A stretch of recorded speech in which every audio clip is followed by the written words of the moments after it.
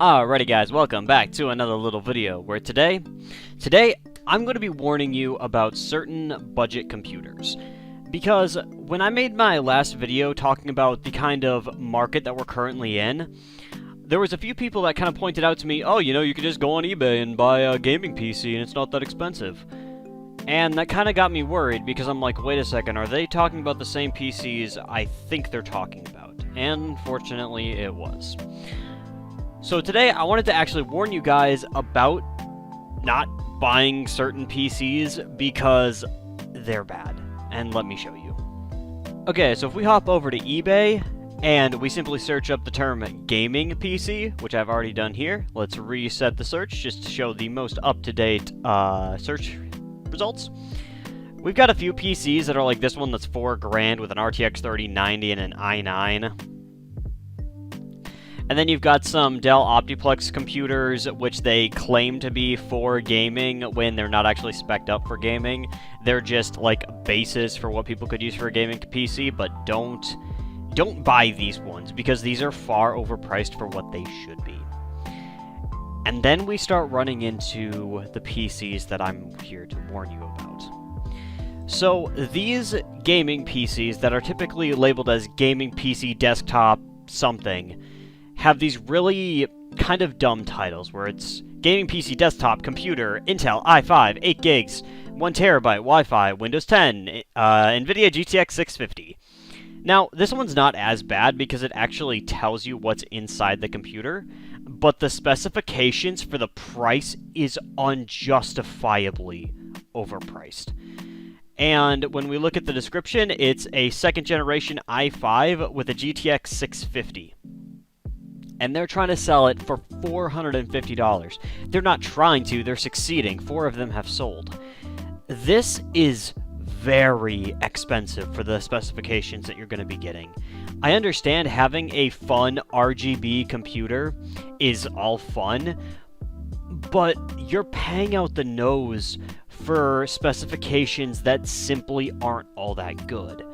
Same story with this one. This one has the same specifications and is a full $50 more expensive, and 41 of them have sold. And now I'm going to show you guys probably the worst one out of all of them that I've found. This one is the custom build gaming PC RGB desktop computer, 3.9 GHz, 16 gigs, 2 terabyte Radeon HDMI Wi-Fi. When you read this, what does that tell you about the specifications? Well, to me, it says probably Radeon graphics card and 3.9 gigahertz CPU, but that's about it. And then you've got the N1 esports case. By the way, this case is only $40. If you guys are looking for a case, the DIY N-Sports E1 is a fantastic case. Just saying. I have one, and I use it for a whole bunch of stuff. Great case. But that's me going on a side tangent here. This PC, they're selling for $400 plus $70 for shipping. And if we go down here and look at the specifications, it is an AMD A8 5600 quad-core with integrated onboard Radeon graphics. And if you guys just want an example of how badly these things are overpriced, let's just search for the CPU. $85 for an FM2 based PC. The entire CPU goes for $25. This is what I'm talking about, you guys. Let's just throw the idea out there. What the heck you want to build with this CPU for some odd reason. By the way, FM2 and FM2 Plus CPUs, crap. But, you know what, let's add that to cart. Let's do FM2 motherboard. Probably do better. A55, probably do better. A88XM. We could go for an A88XM. Actually, you know what? Let's just go for the A55 because we're probably not going to be overclocking a whole heck of a lot anyways. Most people probably aren't. So let's just add that to cart. Do 8 gigs of DDR3. Let's see. 2 by 4 gigabyte kit. Desktop memory. Let's add that one to cart. Let's just add in, let's see, we need one for AMD. Here we are, AMD CPU cooler. Nothing super fancy, but granted you don't need a serious CPU for these, or a serious cooler for these CPUs anyways. Now we need a case and a power supply. Let's see, what do you guys think? What kind of wattage would we need? 500 watt? Yeah, sounds about right. Because, yeah, let me tell you, you do not need the wattage for the CPU. Now all we need is a PC case.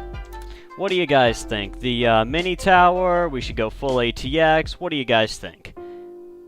You know what? What the heck? Let's do the exact same PC case. DIY PC case. Let's see. Are they going to have it for sale on eBay? We might need to pick a different case. Because I'm not seeing the N1 Esports here. That's unfortunate. That's a very nice case. Let's see. Yep, I'm not seeing it, so you know what? Let's just do a comparable DIY PC case.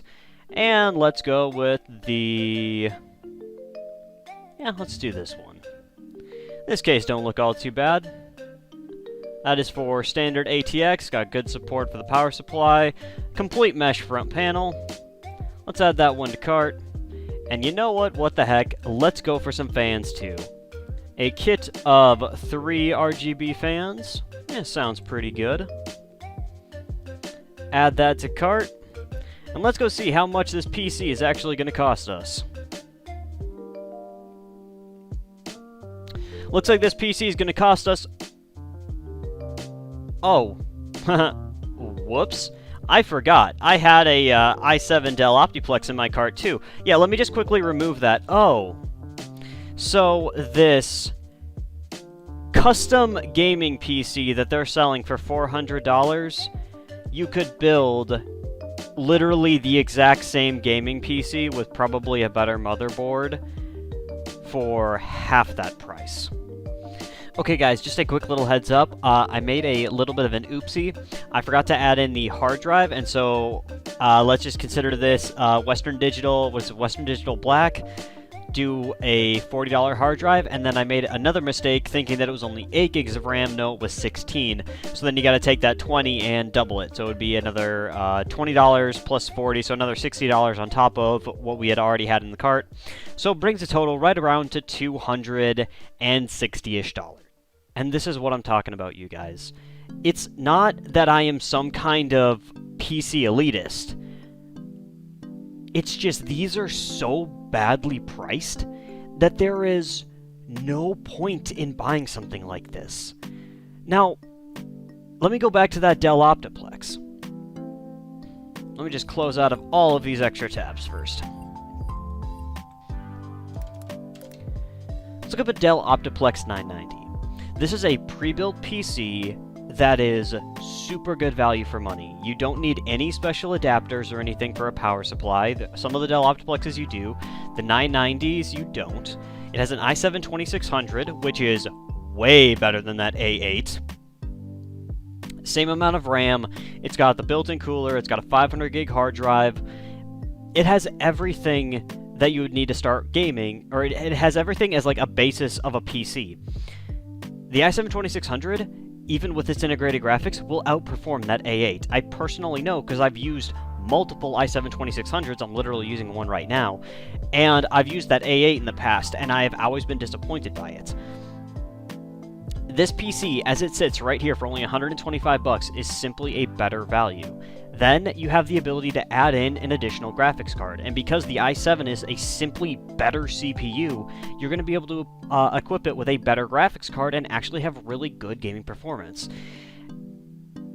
And not to mention the fact that you could have a better PC for less money. Here's an example. Let's use the Dell Optiplex 990.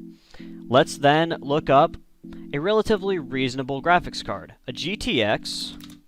Let's do like 960. GTX 960 for $130. It's a little bit on the pricey side, but you know what? We have the budget for it. Even something like a For the Win 3 for about $180. Let's just do this one. Multiple available. Let's add to cart. And now all we would need is a power supply. Let's do a power supply and an SSD, actually, because we've got the budget for it, so let's do it. And you know what? Let's throw in that additional 8GB kit of RAM, because this would go perfectly with our already 8 gigs in the Dell Optiplex 990, bringing the grand total of RAM up to 16 gigs.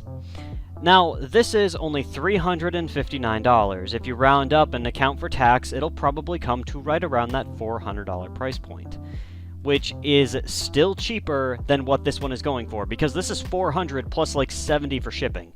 Granted, that might just be a generic term, it might be less, it might be more, but for $360 without taxes, you're still getting a PC that is probably twice to 3 times as good. And if you guys want an example of that, let me hop over to user benchmarks. So, looking at the graphics, the GTX 960 versus the built-in Radeon HD graphics that are on that CPU, the GTX 960 is 851% faster. I can't make this up. This is just a significantly better graphics unit, because this is a dedicated GPU versus just a built-in, just like a built-in, what is it, APU, and that's not even, like, I guess kind of the saddest part. We kind of knew this was going to happen. Now let's take a look at that A8 versus the i7. Looking at this APU versus the i7 2600, the i7 2600 is only 32% faster, but if you look at its, like, overall scores, as gaming, it's significantly higher. Just for desktop use, significantly higher. And workstation use, yet again, significantly higher. Higher effective speed, average scores score much higher, overclocking scores, I don't know why there's overclocking scores for the i7 2600. That CPU can't be overclocked. And with a hugely better market share, it's just a better CPU. So if you take everything into account, the custom-built gaming PC for what appears to be like 500-ish USD can't compete at all with a basic Dell Optiplex with a graphics card in it. Yes, this does take a little bit more hands-on learning, but the truth is, there's no better way to learn than with something like a Dell Optiplex. I mean this when I say it, guys, please, for the love of everything that is holy, don't buy these kind of computers. It is just bad. Okay, you guys, thank you very much for watching. I know this one got a little bit more negative than what I typically like to have, but the fact of the matter is, I need to get that kind of information out there. We need to talk about that. Like, this is one of those things where it's like, you need to avoid these things. I know it might seem like a good deal on the surface, like, oh, a gaming computer. That computer cannot play games. Not nearly to the specifications of what you might believe it is. Seriously, an i7 with integrated graphics is almost a little bit better when it just comes to straight gaming performance, but I digress. But thank you very much for watching. Like, comment, subscribe, yada yada, all that fun stuff. Let me know what you guys think about the new format down in the comment section below. I'm going to be doing probably a little bit shorter videos for now until I get a big project rolling, and I should be having a big project rolling very, very soon, and this should be kind of ridiculous. But I digress. I'll see you guys later. Peace!